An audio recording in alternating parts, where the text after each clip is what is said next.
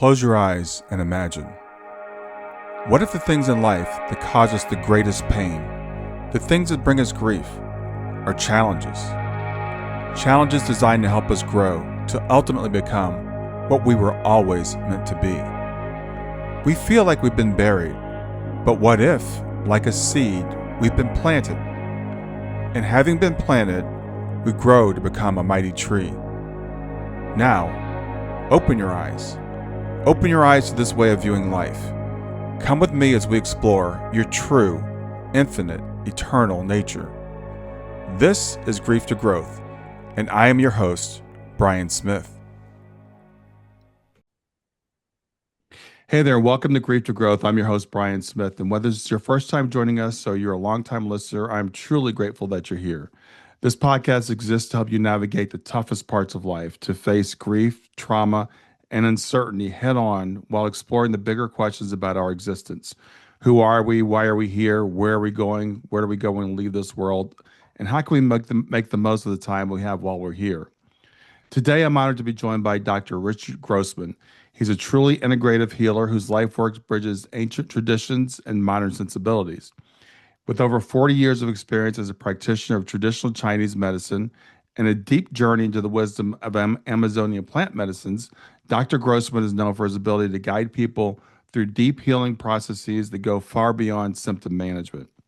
We'll be exploring what it really means to view trauma not just as a wound, but as a doorway, something Dr. Grossman has seen transform lives when people are willing to slow down and be present with their pain.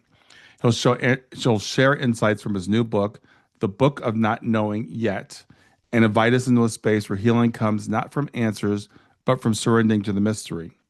We'll talk about integration, what happens after those big aha moments, and why so many people still feel stuck even after therapy or medication.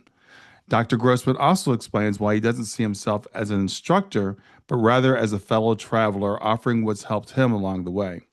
So if you've ever wondered what true healing looks like, or you're curious about the intersection of ancient medicine and modern trauma recovery, this conversation is for you. And as always, I invite you to continue the conversation over at grieftogrowth.com/community, where you can connect with me and other listeners directly. And let's walk this path together. So with that, I want to welcome Dr. Richard Grossman. Thank you. The book title is actually Trust and Forgive, the Medicine of Your Life. Oh, I'm So sorry about that. Wow. that's okay. It's not your fault. It's a great title. I wish I'd thought of that title. Yeah, really. Well, what I want to do is just have a conversation with you. And, one of the things, as I was telling you before we got started, a lot of people that are listening to this podcast have suffered some sort of trauma that's led to their grief. And you describe trauma as a doorway rather than just a wound. So, what do you mean by that? Well, there's a beautiful old story of Buddha. And the story goes a woman came to Buddha holding her dead child and crying and weeping and screaming, and Buddha, please bring my child back to life. Please restore the life of my child. And Buddha was like, I'm, I can't do that. There's nobody who can do that.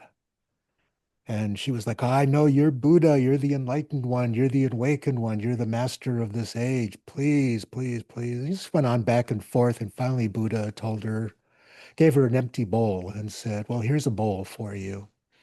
I would like you to find, get me a bowl of rice from a house where there's been no death. Hmm. And she said, no problem. I'll be back in a few hours. And so she takes, I don't know if she took her dead baby or left the dead baby there. I don't know what that's part of the story is, but she goes out with this empty bowl of rice and a few days later comes back and bows down to Buddha and said, please, may I be your student? And she discovered that there was no place where there was not death. There's nobody who's not traumatized. There's nobody who is not suffering from grief in one form or another. And for her, it was the doorway into acceptance of the fact that her baby was dead. It was the doorway into recognizing the beauty of being with a true teacher, a true awakened one. And she became a nun and then studied with Buddha for the rest of her life. Mm. Sadly, I don't know her name, but that's the only story. That's the story I know. Hmm. And I think for every person, to recognize grief is normal, trauma is part of life.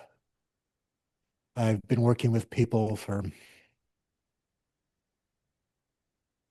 43 years, Mm. and I have yet to meet anybody who wasn't wounded, who wasn't, having their soul, their heart at one point torn out of them and trampled in one way or another. Hmm.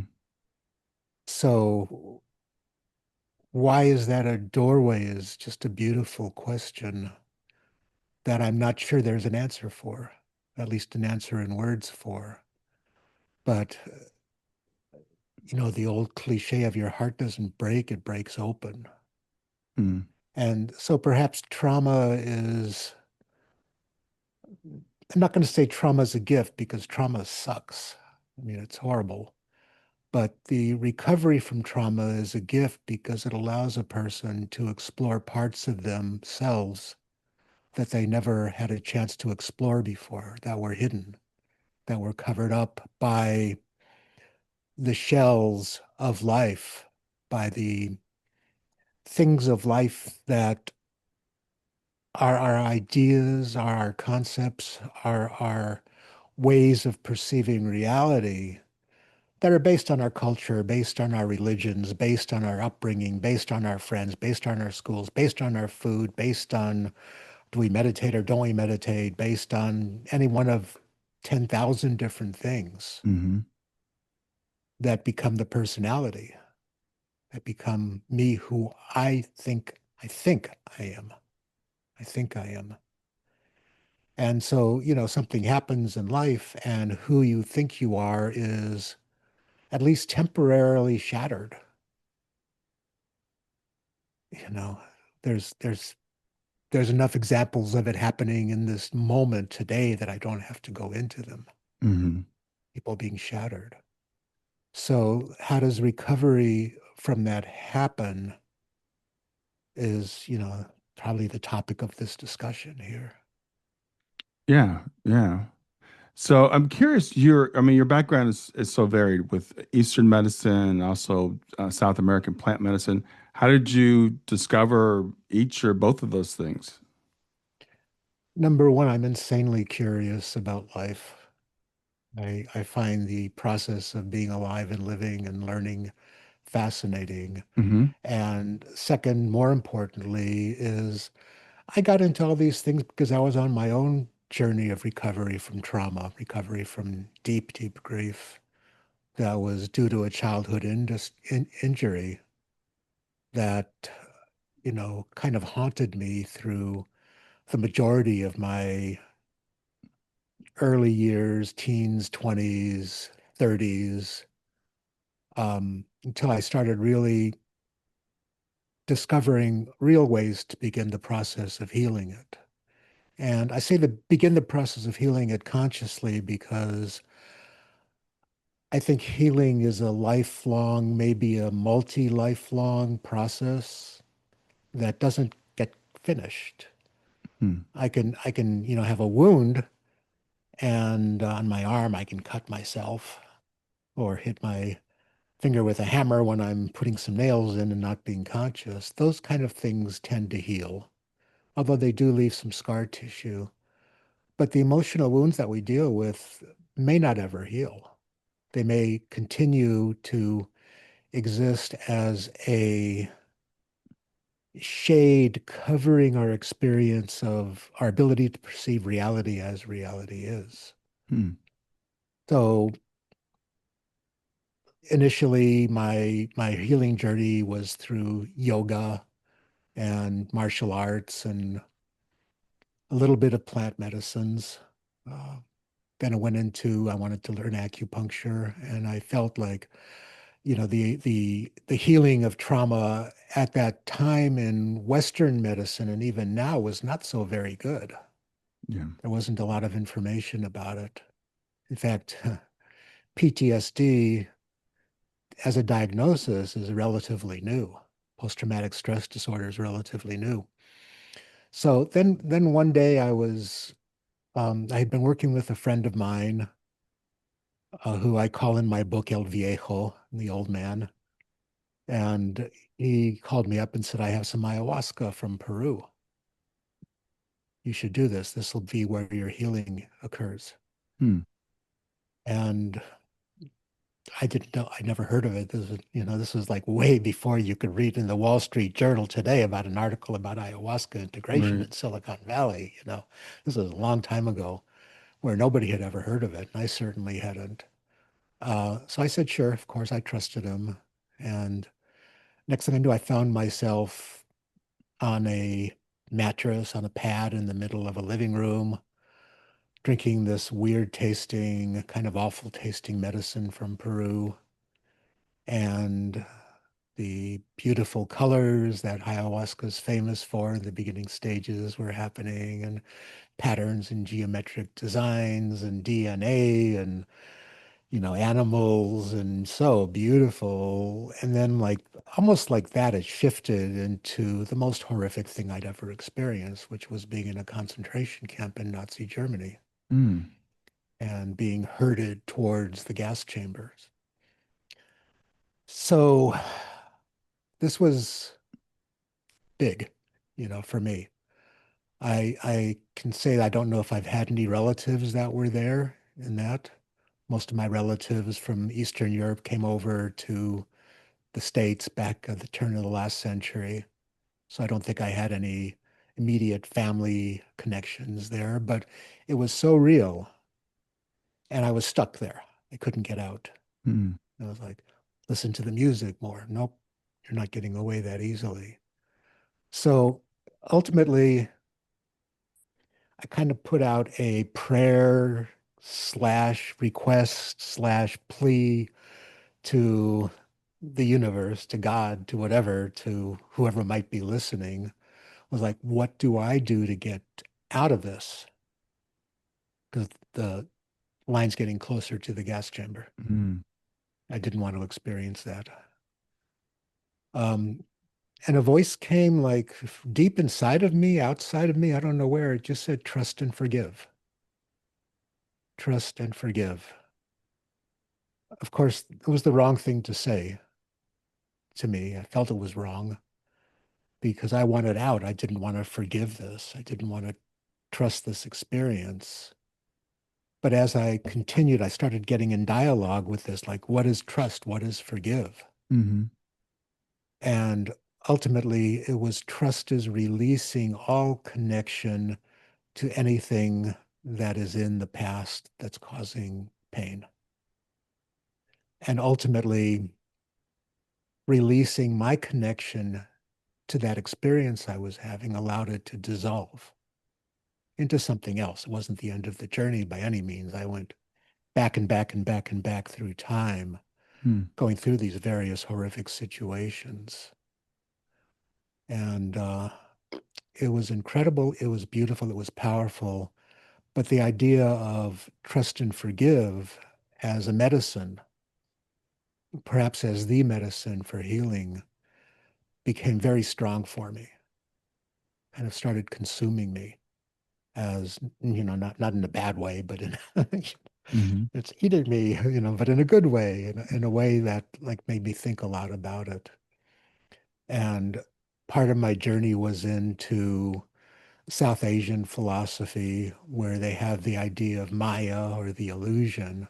Hmm. And, you could look at it in a couple different ways. And the more common way, which I think is not so accurate, is that everything we see is an illusion. But I think the illusion occurs in how I perceive, how I interpret, or let me put it this way, if I interpret what I'm experiencing. So the interpretation of what I'm experiencing comes from the experiences of my past. Hmm.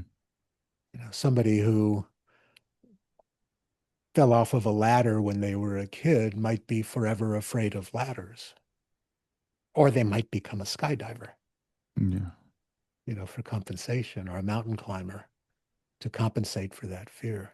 Hmm. So this idea of letting go of everything,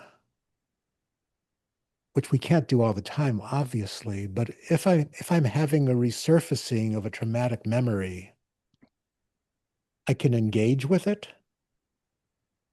with judgment, with analysis, with worry, with wondering if it's ever going to get better, with wondering what's wrong with me, with wondering why me, all these things that we wonder in Hmm. response to pain.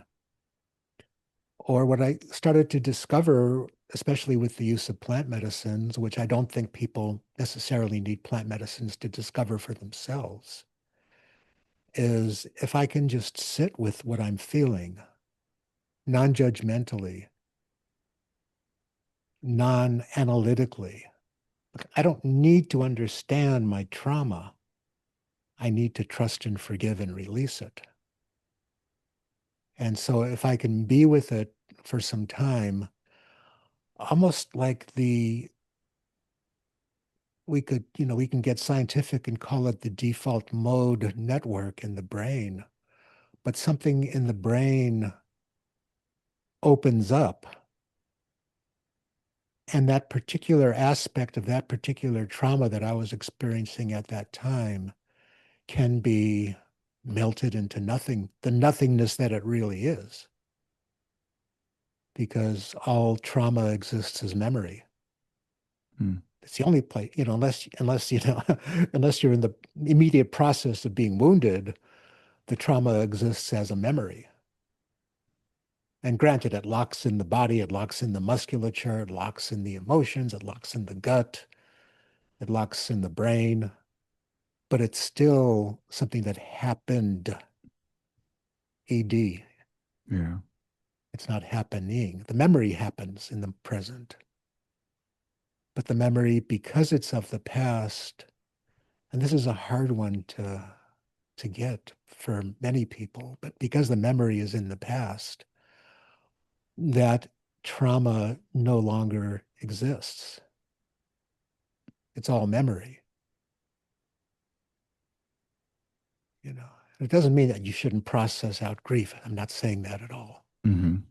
because that's such an important part of this whole thing.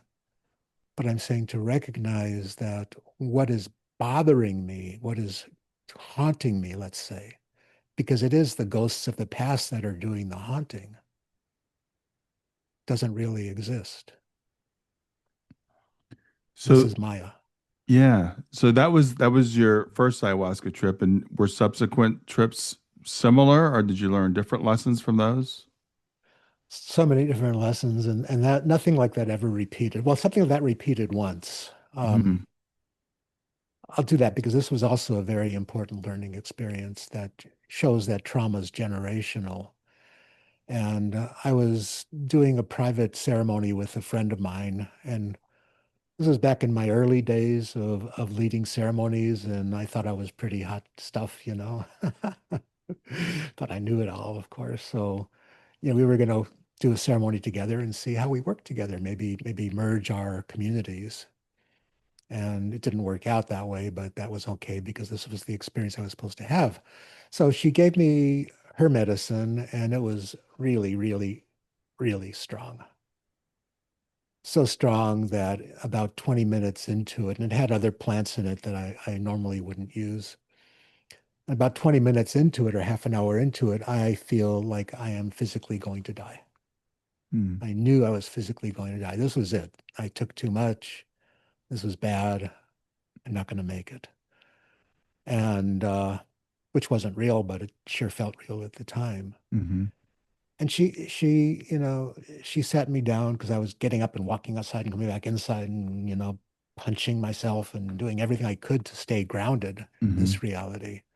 So she took me back inside and said, "Tell me about your ancestors." And again, like instantly, I was my grandmother hiding in terror under the bed in her home in Eastern Europe when there was a attack by the Cossacks against the village, and they were killing everybody Mm. there. And it was so strong. It was such a strong experience.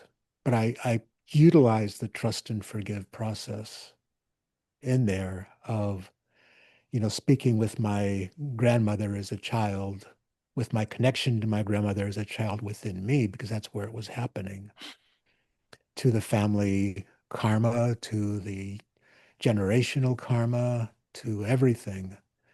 And finally was able to process through that to where it no longer existed inside of me.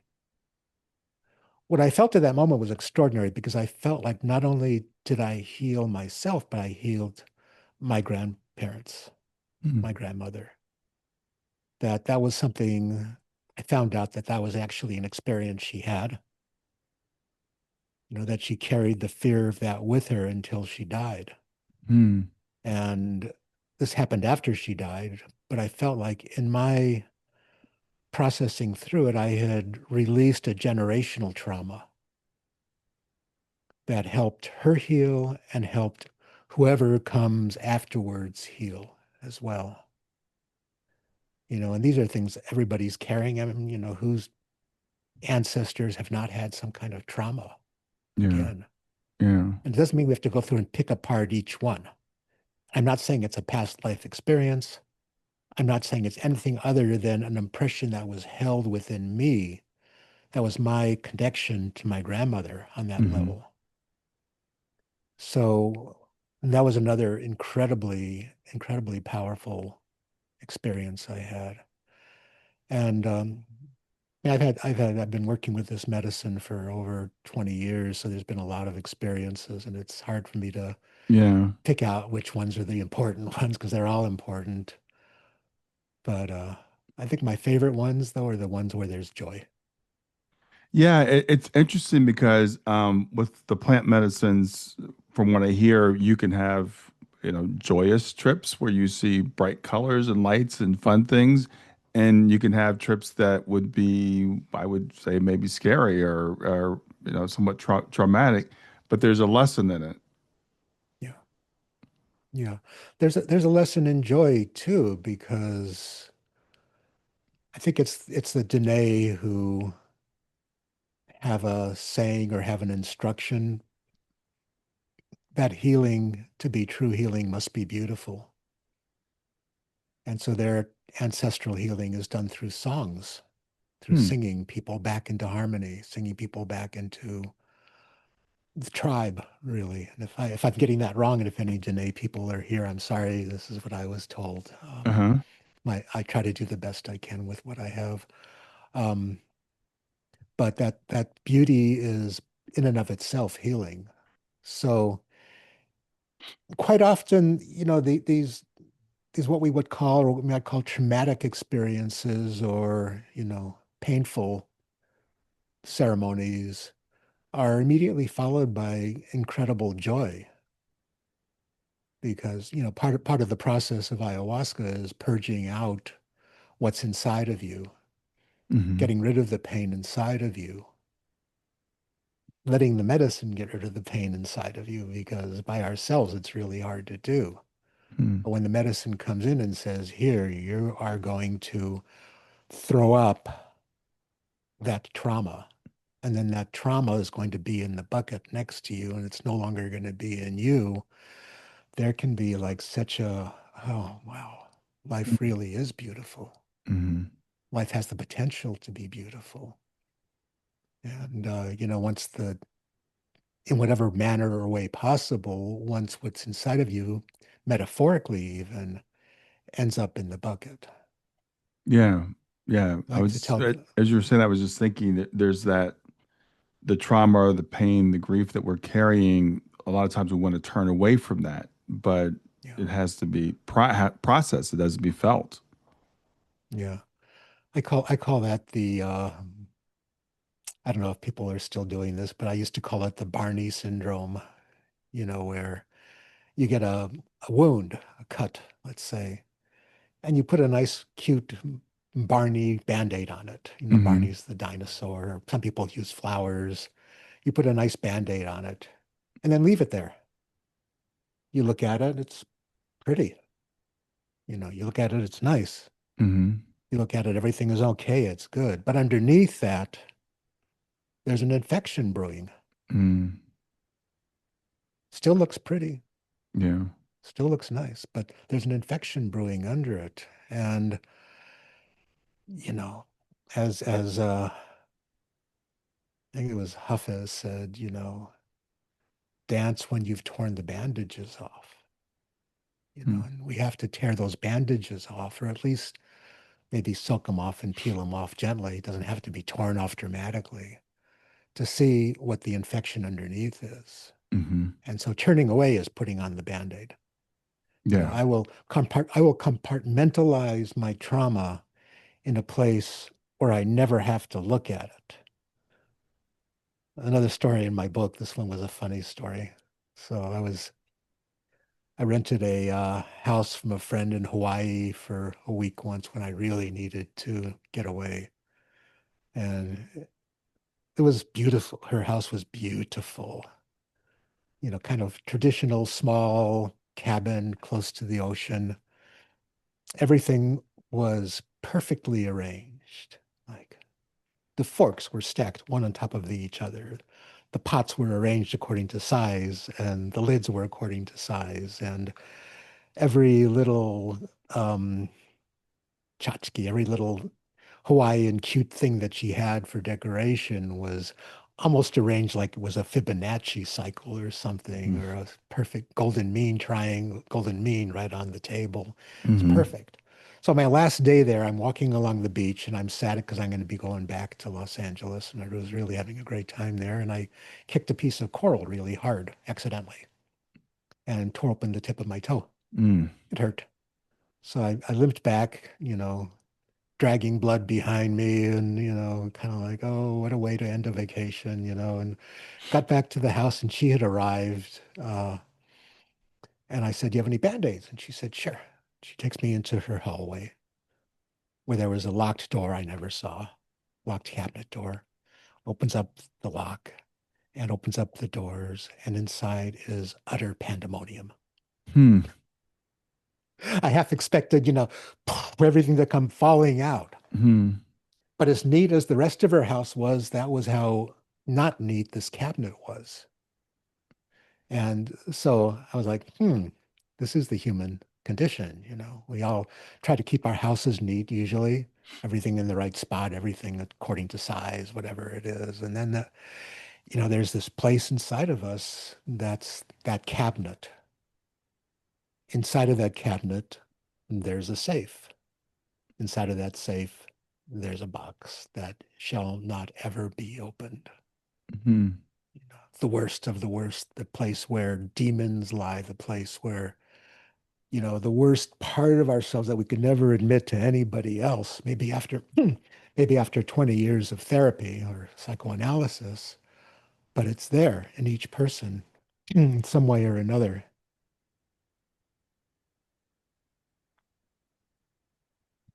So when you open that box up in medicine work or in therapy, Mm. you open that box up and what's inside of it is both at once the worst thing ever and it's also a nothing. But it's been there being a nothing underneath that beautiful Band-Aid festering for most of a person's life. So that's why not to turn away is so important.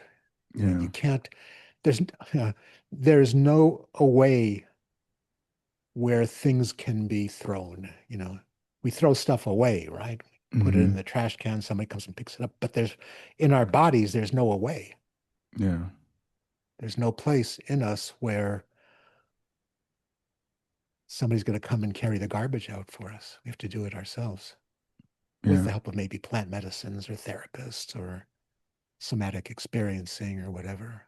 Yeah. That makes sense. So you mentioned earlier you're a curious person and you explore lots of different things. And I think it's fascinating that there's so much wisdom, so much ancient wisdom in so many different cultures. What are some surprising ways that you've integrated Eastern traditions with medicine from from this hemisphere?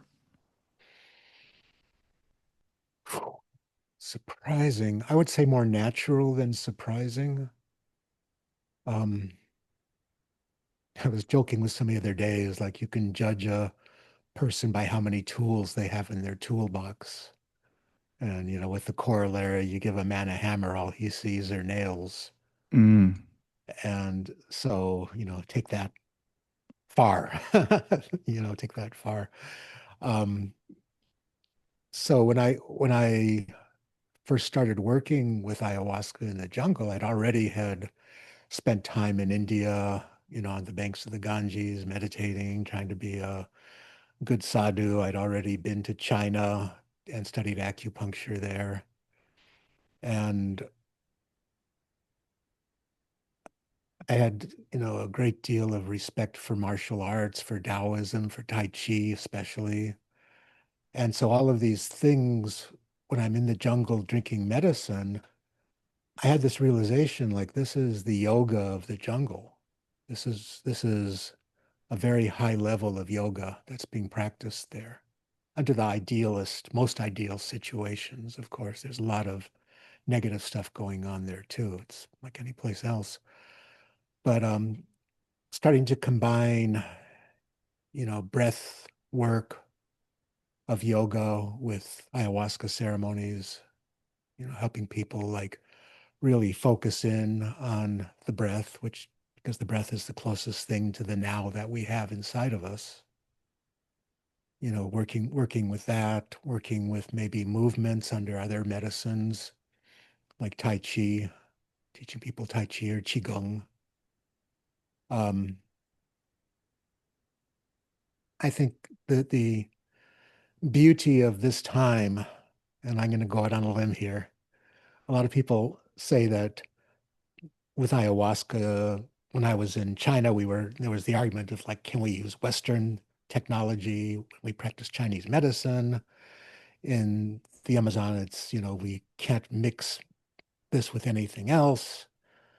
And my feeling is that this is a time where the universe is curious about these, you know, out of control monkeys on planet Earth that we've all mm, become.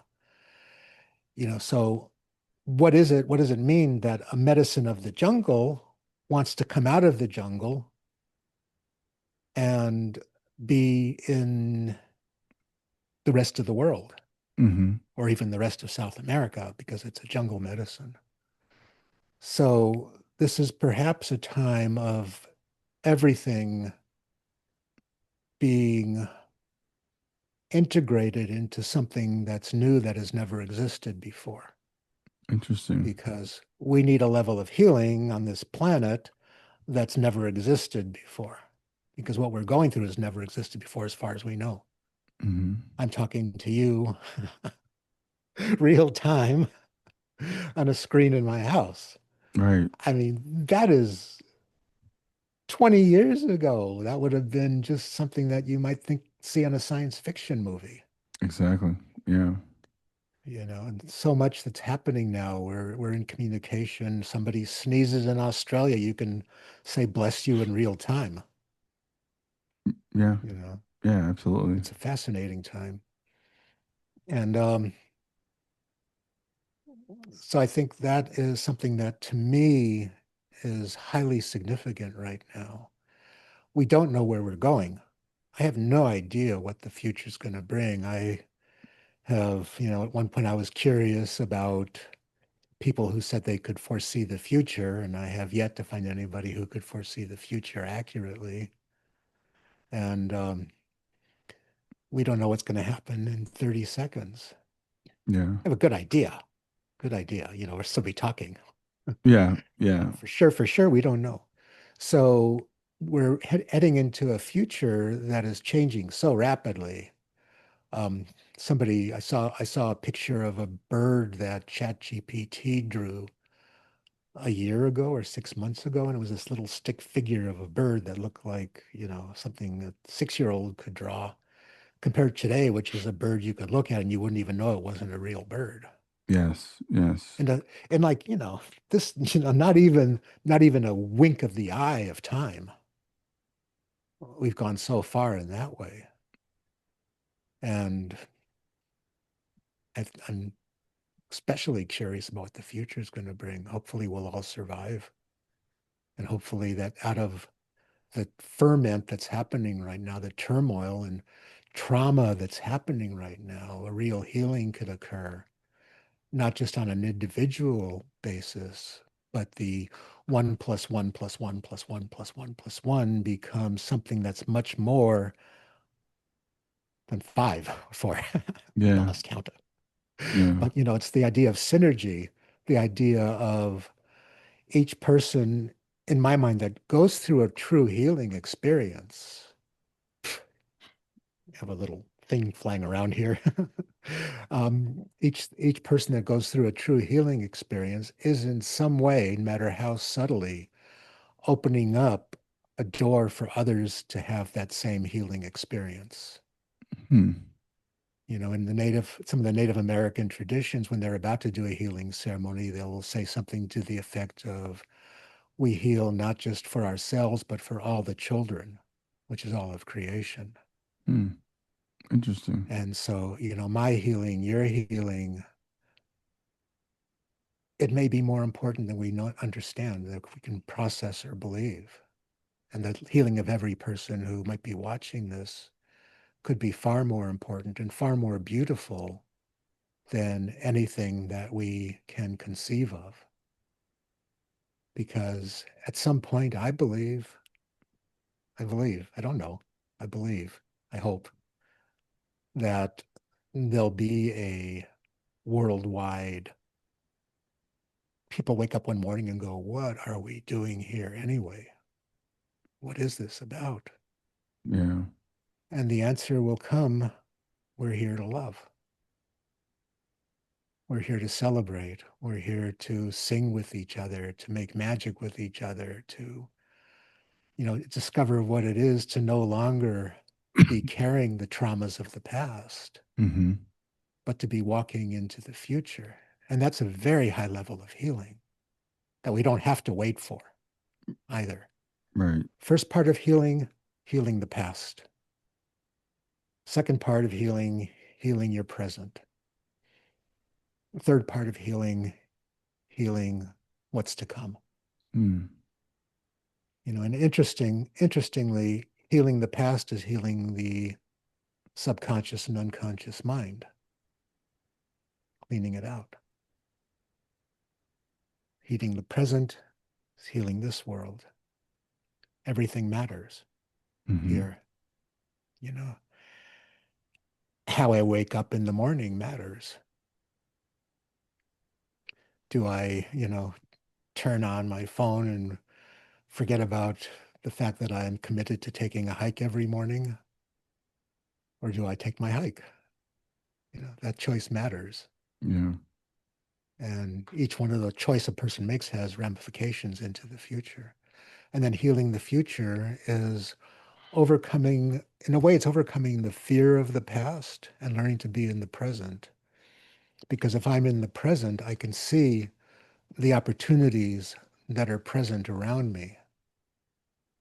Am I taking the opportunity to communicate with an open heart? That heals the future. Am I taking the opportunity to sit and connect to that deepest possible experience of love and joy that exists in my heart every moment of my life? Or am I going to cover that up with something else? So in Andean medicine, there's the idea of the three worlds. There's the underworld, the lower world, Uchapacha, it's called. And that's the place where demons dwell. The ghosts live there, monsters live there. To me, when I first heard this, it's like the unconscious mind. Hmm. It's not a place necessarily, although they will believe that it's a place and there's places you can enter it. And maybe that's true as well. Hmm. Like, one does not negate the other. But to me, it's like, whoa, this is the unconscious mind. This world, Kaipacha, is the world of the jaguar, where, the jaguar, when it moves with great deliberation. Any cat can, walk across the top of a fence. I couldn't do that, no way. But you Hmm. watch them and they're so deliberate in how they place their feet. So deliberate. So the jaguar is the medicine of this world, the medicine of deliberation, of being deliberate. And then Hanakpacha, heaven, the higher realm, the celestial realms, is the realm of the condor, where we get to fly with the goddesses and gods and the angels, and it's so beautiful there, and there's light and music, and everything is amazing. The upper level, Hmm. related to the superconscious, to the place we go to in meditation, or can go to in meditation, ideally go to in meditation, or plant medicines as well. So the thing about this is that you can't bypass these levels. And people try so hard to bypass the levels. Everybody wants to be in Hanakpacha, in heaven. Right. We try so hard, like forget about, I'm not going to clean my floor. I'm not going to go into the basement and clean out the stuff that's down there, because I don't want to deal with it. I don't want to deal with the unconscious mind stuff. But for mastery, a person has to be able to deal with that. Yeah. Similarly, I'll just, I'll get a soapbox on a corner and a little hat, and I won't have to worry about this world, and I'll just collect, alms from people who want to support me in my slovenliness. It doesn't really work that way. Hmm. Or I'll take all the drugs I can to get into heaven all the time I can. Doesn't work. When they're in balance, then a person can, as they need to, be a master of any one of those three levels, or of all three of those levels. Hmm. I can sit and I can go into a state of exalted consciousness. Hopefully, it's not that easy, but I can. I can, sit at my desk writing a book, a next book, or treating patients or having a conversation with somebody in Hmm. this world. And when the stuff bubbles up from the unconscious mind, I can trust and forgive it into non-existence again and again and again and again. I can love it into non-existence in a way, because love is giving attention Yeah. to that which needs attention. One aspect of love. Yeah. So you mentioned working with your patients just a bit ago. What types of things do people come to you with to integrate or to heal? Interestingly, as I've been, walking my own path more and more, the in my early days it was backs and necks and shoulders and knees and stuff like that, because I was Hmm. an acupuncturist, and I learned a lot about that kind of stuff. Then as I started working with plant medicine, it got more and more subtle, more and more of working with people who had tried, sometimes they would say everything Mm. to heal their past, to heal their traumas, and were unable to, and didn't have the, I would say that the ability to have those breakthrough experiences where the real issue was brought into light. Mm. That box I was talking about, the safe in the closet, Right. where that was opened up. Right. Now I work with people who are both going through recovering or healing from past traumas, healing from past griefs, healing from, past upsets, and want to bring their life into the present so that they can recreate their future, create their future. And I get a lot of people, some of the people I work with are at their end point. They're really like, can't live with this anymore. Mm. So much pain. And then I'll usually work with some kind of medicine with them, or meditation, or teach them some movements, or all of the above. Hmm. And I get to watch people's life transform very rapidly once they're no longer afraid to go into that closet. Things don't have to be dramatic. It doesn't really take screaming and yelling and hitting pillows and all that kind of like 1970s and 80s stuff Hmm. to heal. Dramatic healing does not have to be dramatic. Hmm. It can be a breath. It can be like something inside lights up. And there's a realization that you don't have to carry it with you anymore. The idea of, the backpack, right? Hmm. We have a backpack that we've been collecting stuff and putting it in there whole lives. Duh. Yeah, nice brick, Yeah. nice rock, nice bottle of dirty water, I want to keep all of these things. And so we collect these things and the magic of it is, and you may have done this, because you wear glasses too. Have you ever forgotten you're wearing your glasses and started looking for them? Mhm. Yes. Hmm. Yeah. So we forget we have this backpack on. Hmm. It becomes the who we are. So that the going through the process of taking things out, technically, I don't think you even have to look at them, just throw them away. But most people want to look at them a little bit and then say, oh, I don't want that anymore. I don't need that anymore. I don't need that anymore. Until finally it's like, I don't need the backpack anymore. That's a beautiful place to get to that not everybody is Hmm. going to get to. And, I would say that that's the few and far between to get to no longer having a backpack with anything in it at all. Right. But even taking out one brick is such a relief.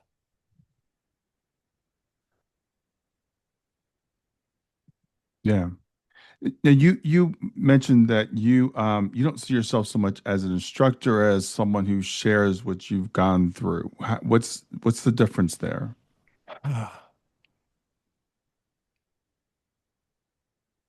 That's a good question.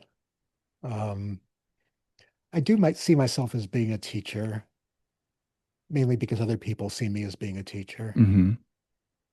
I don't want to exalt myself as a teacher. Like I like when people call me, teacher. People call me anything other than Richard. I don't like being called a shaman. I don't like titles. I just like being me. Mm. So I think it's more of not sitting in front of the classroom and telling people what to do and what to believe, but helping people discover that within inside of themselves, Hmm. I think is a big difference. I have a squirrel out there eating something. Yeah. It's a big difference, because if I'm helping people to find their own experience, their own wisdom, their own knowledge, I think it's more guiding than it is teaching. Hmm. Yeah, that It makes was sense. really hard for me to write a book because I didn't want what I do to be crystallized, Hmm. you know. Now it is. It's okay. It works. Yeah. People Yeah. like it. People send me nice letters about how great the book is for them and what they've learned. Well, speaking of the book, let's talk more about that. So tell me about the book. Sure. What will people find in it? You can find it in two places. One is Amazon .com, of course. It's called Trust and Forgive, The Medicine of Your Life, Richard Hmm. Grossman. And it's also available, a link to that is available at my personal website, which is heartfeather.com. Hmm. And it's an interesting book. It's a different book. It's kind of a genre buster. I didn't really write it. You're supposed to write a book for a certain audience. I didn't really do that. I just Right. wanted to get out what was inside of me that I wanted to share with people. So it's part biographical, part autobiographical, part philosophical, part about medicine, part about ayahuasca. There's a few short stories in there that I put in because they just seemed appropriate at the moment. Sweet little short stories that are Hmm. teaching parables. And that's what it is. I mean, I have I've seen people that are like carrying it around with them like a Bible now and taking notes and their books are almost falling apart. They've read them so many times. And for other Hmm. people, it's just like a nice experience to read it. Hmm. but it's a very, very strong book about how to trust and forgive and have your life transformed. Yeah. You've mentioned trust and forgive a few times, and those words can be Sure. tricky for people. What does that phrase mean to you? Yeah,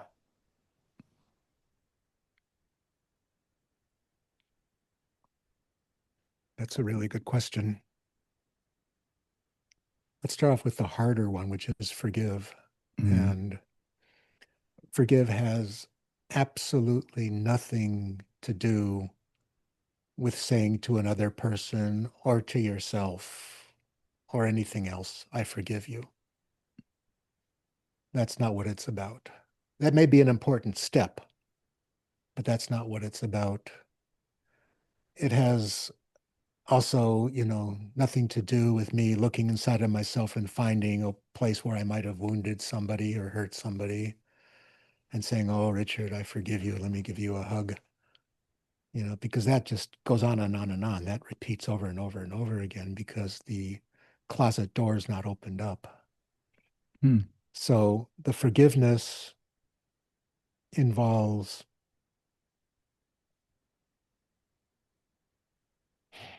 I'm going to back up a little bit there. mhm, So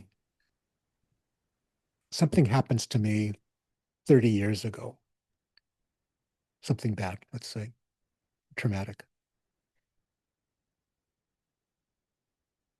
Shortly after it happened, probably very, very shortly, I remember it. It hits my mind. Shortly after that, I remember it again and again and again and again and again and again and again. So I'm not remembering the experience. I'm remembering my memories of the experience. mm. I'm remembering what's here, maybe in the body too, but mostly it's the memories come from the brain. So I have not found it successful to go back to the original experience and try to forgive that. It's too big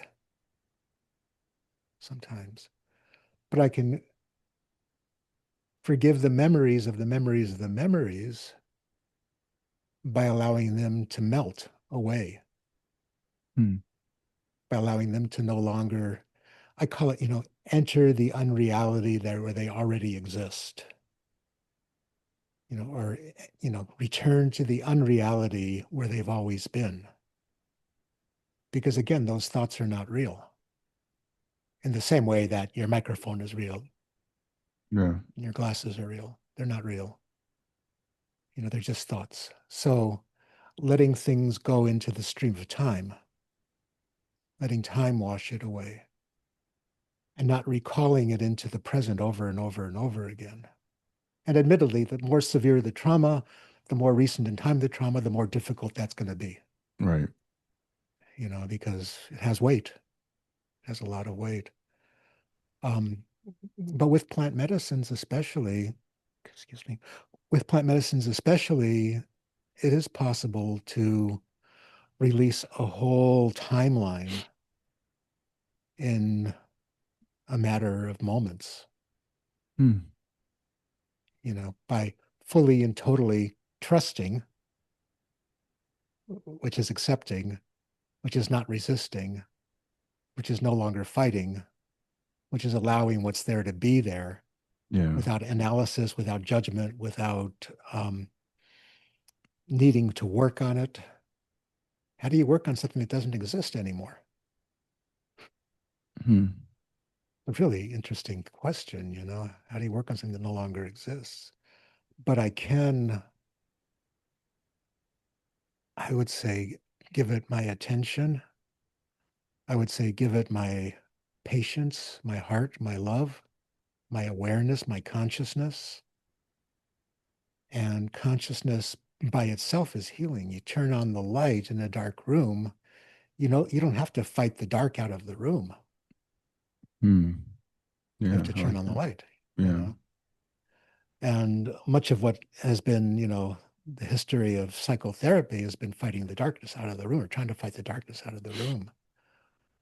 what if I could go into the palace of my mind, into the magnificence of a human being's mind and memory, and shine light into that place that needs healing to the point where the darkness of its unreal existence no longer exists. Hmm. The darkness of its unreal existence no longer exists. I like that. Yeah. Yeah. Yeah. I like that too. Thank you. So yeah, and I'm not saying in any way, shape, or form that it'll be an easy path to do this. It's not like, oh yeah, all done, I'm done. It can take some persistence, some work, Hmm. some trust, some guidance. Yeah, but it is Yeah. possible. I mean, healing is possible. That has to be something that I think everybody needs to own. Eventually, time itself will wash away everything. All the memories will no longer exist. Everything that we were no longer will exist. That's inevitable. So why not allow that level of trust and forgiveness and healing to happen now, Hmm. to happen in the present moment? Because it ain't no fun carrying around a backpack full of bricks. Yeah. Yeah. Nothing about that is fun. Yeah. You can put And it nothing down. about that, yeah, nothing about that allows a human being to be what they are. And nothing about that, because some of those bricks in there are like, I hate that person, They're an evil culture. They're not as good as me. Some of Yeah. those bricks are in there like that. And, you know, welcome to 21st, the first quarter of the 21st century, Right. Right. you know. What if I didn't have those things in me and I could just see, in Taoism, they say, see the tree as a tree. What does that mean? It's like if I look at a tree, I can get very spiritual and say, oh yes, this is the druids and this and that, and it's the tree spirit and this and that. And and in doing that, or I could look at it and say, oh, that's, $10,000 worth of lumber right there, or that's in the way of my view of the ocean out my window. I'm going to cut it down, or, so many different ways of experiencing a tree and analyzing it and judging it and putting up the filters in front of myself Hmm. so that I no longer am seeing the tree as a tree. Yeah. And when I see the tree as a tree, I'm seeing something that's magical, because the existence of any given tree on the entire planet is absolute magic. The existence of any person, every given person on the entire planet, is absolute magic. We talk about what's the purpose of life, and what is life? Where are we? What are we doing here anyway? What is this all about? Hmm. And in my life, I can only find that the purpose of life is to discover joy, is to discover, what would be called in South Asian philosophy, Satchitananda, truth, consciousness, and bliss, the nature of reality, beyond the veil of the illusions that our minds have created, is something far greater than the average person ever gets to touch upon. And then the tree becomes just the tree. Mm. And I can see it in all its beauty and glory and magic. And I'm pretty good at this because I live underneath trees, and they're my Yeah. friends, Yeah. um, so that's the magic of that. I forgot what the question was, but it doesn't matter, I guess. Yeah, I think you answered it very well. So, as we're coming to the end of our time, is there anything that you would like for people that I haven't asked you yet that you might want to get across as a message to the people that are listening today? If you're hopeless, there's hope. I think that's, so many people that I meet are losing hope. Mm. And and if you think I'm not talking to you, I'm talking to you. You know, there's something very beautiful and special in who you are and unique. Mm, There'll never be another, I'm talking to everybody here, you know, there'll never be another you. And the you that you are is magical. It has incredible potential. And, healing is part of learning that potential. Learning how to heal is part of learning the potential of who you are. mm, And so life will be difficult. Life will be challenging. Life will be intense. Life will have traumas. Life will have pain. Life will have pleasure. Life will have good meals and bad meals and beautiful sunsets and foggy sunsets. And, there's no guarantees about anything. But what's inside of the heart, what can be unveiled and revealed inside of the heart, can be a source of beauty and joy that is there until when? Until yeah. whenever. Yeah. Yeah. Excuse me. Well, I think that's a great That's message. the part of us that doesn't get washed away by time. Yeah, yeah. I think that's a great message to end with. So, I want to thank you for being here today. Thank you for sharing your wisdom, covered from so many different sources, and people can go out and check you out on your website and your book if they want to know more about you. So, thanks a lot, and have a great rest of your afternoon. Thank you, Brian. This was really delightful. Yeah, it was great to meet you. Thank you. Likewise.